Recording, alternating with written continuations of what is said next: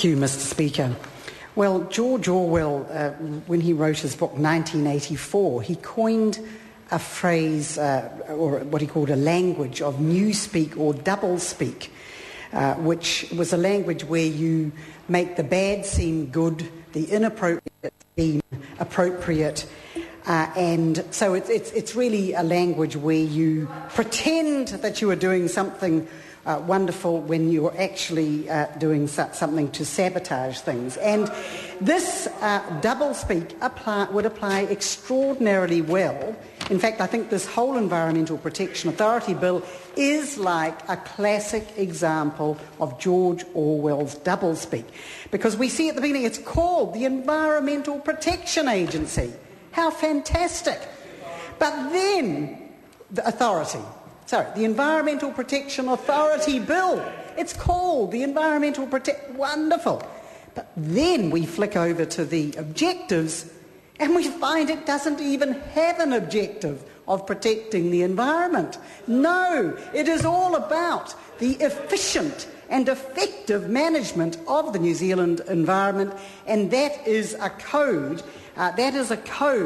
As Charles said, that is a code for saying, let us give an agency powers to ram through, to fast-track projects, controversial projects, through so that we do not have to have long, prolonged battles. As the Minister said, he cited various prolonged battles that we had, like the Wellington City bypass. He said, we want to be able to ram these through in a short period of time.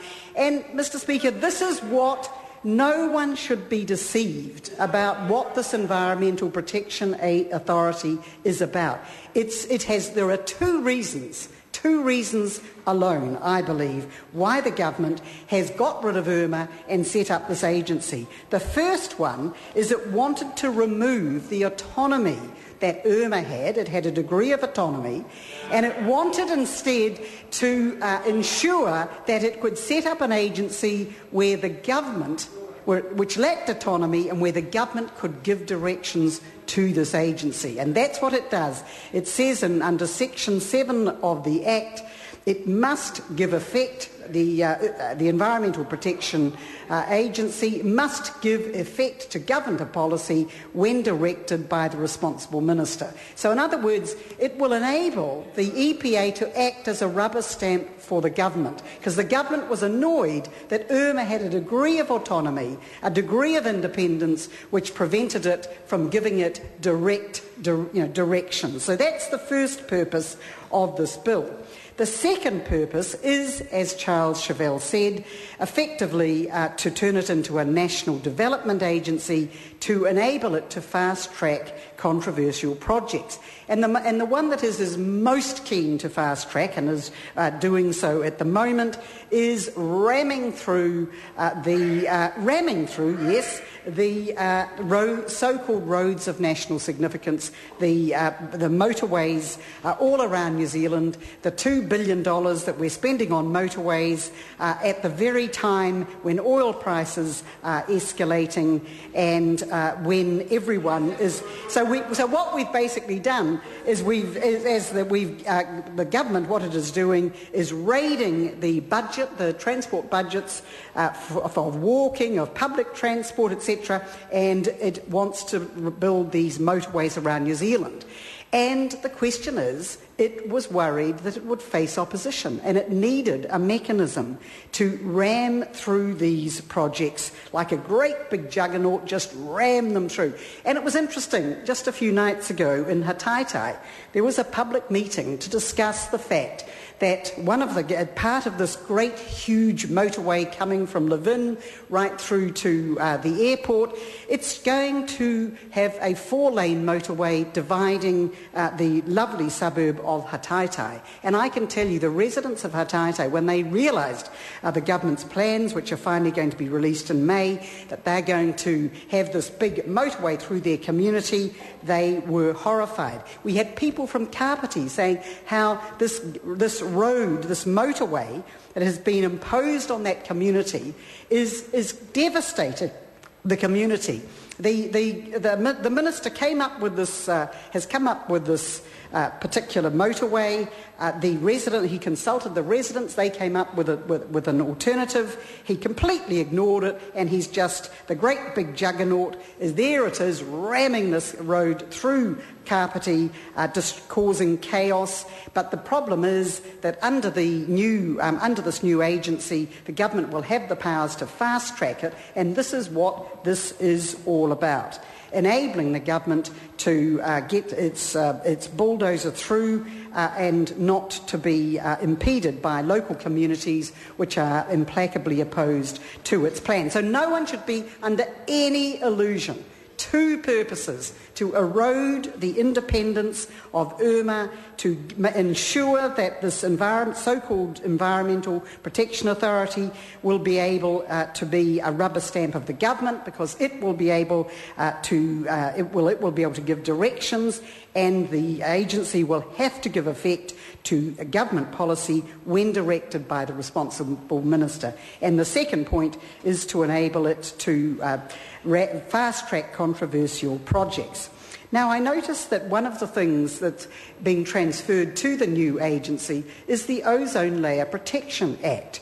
And we can only hope that the Environmental Protection Authority, with its very, very limited powers, will actually be able to do a slightly better job than the Ministry for the Environment in protecting the ozone layer. Because this is another example where New Zealand, it's a sort of Orwellian another example. New Zealand signed in 1987 the Montreal Protocol. We pledged solemnly that we would refrain from using methyl bromide, and we would use non-ozone depleting technologies wherever possible. Since we've signed that, our usage of methyl bromide, the most ozone depleting gas that humans have ever invented, or substance, it has increased by more than 500%. In 2009, we released 271, we used tons of methyl bromide, and we destroyed 136 tons of ozone. New Zealand destroyed, I repeat, 136 tons of ozone. So we sign this Montreal Protocol, we make these wonderful pledges, and then we proceed to increase our use of methyl bromide steadily, and we do not. That we